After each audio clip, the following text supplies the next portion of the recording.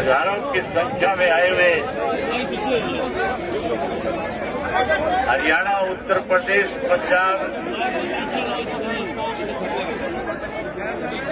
उत्तराखंड, मध्य प्रदेश से आए हुए मेरे किसान भाइयों,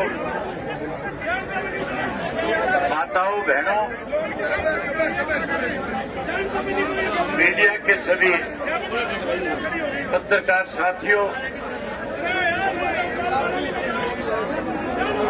मंच के ऊपर बैठे हुए किसान संयुक्त मोर्चा के सभी किसान नेतागण, मैं यहाँ कोई आज आपके बीच में भाषण देने के लिए नहीं आया हूँ, ना मैं कोई आज आपके बीच में ये कहने के लिए आया हूँ कि हमारी पार्टी कोई आपको समर्थन दे रही है। आज मैं अपनी जिम्मेवारी निभाने के लिए आपके बीच में आया हूँ। जब कभी भी किसान का आंदोलन हुआ, स्वर्गीय महेंद्र सिंह टिकैत जी ने उत्तर प्रदेश के किसान के साथ केंद्र की सरकार और उत्तर प्रदेश की सरकार जब अनदेखी करती थी और स्वर्गीय टिकैत साहब जब लाखों लोगों को लेकर के दिल्ली के वोट क्लब के ऊपर जमा होते थे, या उत्तर प्रदेश के किसी कोने में जाकर के, मेरठ में आकर के, मुजफ्फरनगर में आकर के किसान की लड़ाई को लड़ते थे, उस वक्त चौधरी देवीलाल जी किसी भी पद पे होते थे, तो स्वर्गीय श्री महेंद्र सिंह टिकैत जी के उस किसान आंदोलन को न केवल अपना समर्थन देते थे, बल्कि टिकैत साहब से कहते थे कि हरियाणा प्रदेश में आज मैं मुख्यमंत्री के पद पे हूं, उत्तर प्रदेश के किसान की अनदेखी हो रही है, उत्तर प्रदेश के किसान के खेत की बिजली काटी जा रही है, हरियाणा प्रदेश की सरकार के जुम्मे जो आप जिम्मेवारी लगाओगे, चौधरी देवीलाल टिकैत साहब से कहते थे कि मैं उस जिम्मेवारी को पूरा करने का काम करूंगा। और उस आंदोलन को तब तक हम अपनी पार्टी की तरफ से ताकत देते थे जब तक उत्तर प्रदेश के किसान को न्याय नहीं मिल जाता था। पूरे देश और दुनिया में टिकैत साहब की और चौधरी देवीलाल जी की जो दोस्ती थी, जो उनका संघर्ष था, आज भी पूरी दुनिया उसको अपनी आंखों से आपके सामने हजारों की संख्या में आए हुए हरियाणा के लोगों ने इस बात को साबित कर दिया कि हम उस दोस्ती पे आज फिर मोड़ लगाने के लिए आए हैं। जहां 27 तारीख को इसी बॉर्डर के ऊपर हजारों लोगों के बीच में पर्ची पहुंचा दी ऊपर। टिकैत साहब 26 जनवरी को जो दिल्ली के अंदर दिल्ली की केंद्र की सरकार ने आरएसएस के लोगों को उस आंदोलन में कहीं किसान की पोशाक पहना करके उस आंदोलन को खत्म करने की जो साजिश रची थी, उसके बारे में टिकैत साहब बैठे हुए किसानों को जब संबोधित कर रहे थे, जब सारी बात उनसे बता रहे थे, मैं सोशल मीडिया पे देख रहा था कि हजारों पुलिस के कर्मचारी जो शांति से आंदोलन चलाने का काम कर रहे थे, किसान उनके चारों तरफ आकर के खड़े हो गए थे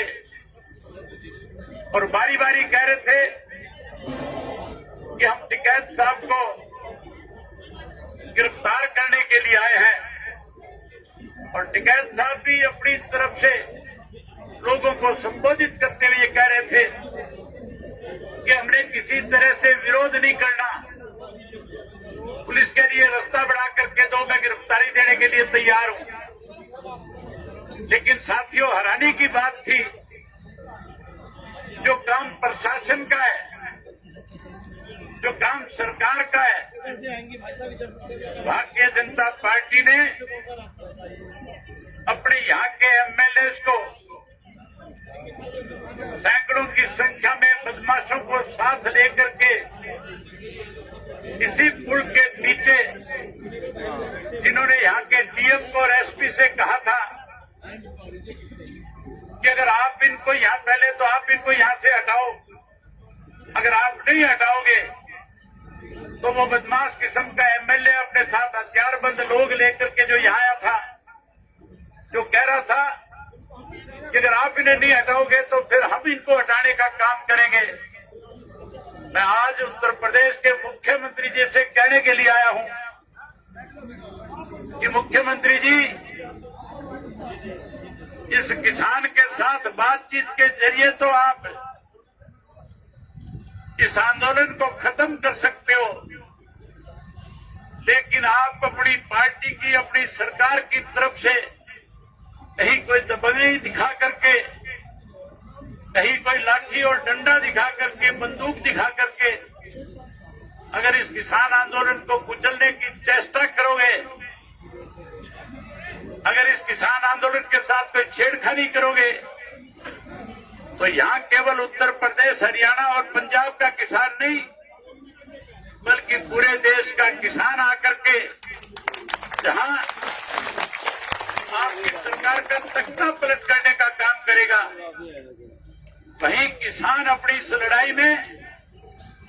केंद्र की सरकार को कृषि के तीनों काले कानूनों को खत्म करवाने के लिए, इन कानूनों को न केवल खत्म कराएगा, बल्कि इस देश का किसान कैसे खुशहाल हो, इसके लिए केंद्र की सरकार को नए कानून बनाने पे मजबूर कर देगा। देश के प्रधानमंत्री ने सत्ता में आने से पहले कहा था कि अगर मेरी पार्टी सत्ता में आई तो उन्होंने कहा था कि मैं किसान को खुशहाल कर दूंगा, किसान का कर्जा माफ कर दूंगा। वायदा किया था प्रधानमंत्री ने हमारे से कि आप हमारी सरकार बनाने का काम करो, हम किसान की खेत की फसल के लागत मूल्य से 50% आपको ज्यादा देंगे। वायदा किया था इस देश के प्रधानमंत्री मोदी ने कि हम स्वामीनाथन की रिपोर्ट को लागू कर देंगे। ये भी कहा था कि अगर किसान के साथ कोई अनदेखी करेगा तो फिर मेरी जिम्मेवारी होगी उस सरकार को मजबूर करके किसान को समर्थन मूल्य पे 50% ज्यादा दे करके उसकी फसल के दाम देने का काम करूंगा। लेकिन हैरानी की बात है, इस कोरोना की आड़ के अंदर जब देश जो है आर्थिक तौर पे कमजोर हो रहा था, जब हमारे देश के अनेक नेताओं ने, अनेक मुख्यमंत्रियों ने प्रेस के माध्यम से ये बातें कही थी कि आज हमारे पास आर्थिक रूप से दिक्कत है, आज इस कोरोना की महामारी में जो कारखाने बंद हो गए, जो स्कूल और कॉलेज बंद हो गए, आज छोटी छोटी दुकानें बंद हो गई, उसकी वजह से हमें बड़ी परेशानियों का सामना करना पड़ रहा है। लेकिन साथियों, उस वक्त में अगर इस देश को किसी ने आर्थिक रूप से मजबूत किया तो केवल और केवल इस देश का अन्नदाता था, किसान था, जिसने कोरोना की परवाह करे बिना लगातार अपने खेत में जाकर के अपनी फसल की उपज को और ज्यादा मेहनत के साथ उस फसल को पका करके न केवल देश के गरीब आदमी का, देश के आम आदमी का पेट भरने का काम किया, बल्कि देश के प्रधानमंत्री ने सभी में ये बात कही थी कि आज देश आर्थिक रूप से अगर कहीं मजबूत है तो उस मजबूती में सबसे ज्यादा बड़ा योगदान देश के अन्नदाता का है, किसान का है। इस किसान ने इस देश को आर्थिक रूप से मजबूत किया। कोरोना की आड़ में हमारे देश के प्रधानमंत्री ने 3 कृषि के ऐसे कानून बना दिए जिसकी वजह से आज हमारे 5 वर्ष के नन्हे मुन्ने बच्चे से लेकर के 55 वर्ष के बुजुर्ग तक को अपना घर बार खेत परिवार सब छोड़ करके इस सरकार के खिलाफ दिल्ली के चारों तरफ धरने पे बैठ करके इस सरकार को शांतिप्रिय ढंग से आंदोलन को चला करके बारी बारी सरकार के बुलावे पे किसान नेताओं ने जाकर के इन काले कानूनों के बारे में बड़ी खुल करके चर्चा करी। लेकिन भारतीय जनता पार्टी की सरकार ने कैसे आंदोलन खत्म हो इसके लिए इसको लिंगर ऑन करने का काम किया, लंबा करने का काम किया। जब किसान ने लिंगर ऑन होने के बाद, लंबा होने के बाद भी कहीं विचलित नहीं हुआ, कहीं उसने अपने जिम्मेवारी को किसी किस्म की कमी नहीं आने दी, तो केवल उनके ऊपर ये आरोप लगाया गया। इस आंदोलन में तो ऐसे लोग इसका हिस्सा बन गए जो उग्रवाद से जुड़े हुए हैं। किसान को खालिस्तानी कहा गया, किसान को उग्रवादी कहा गया। इस देश के किसान के खिलाफ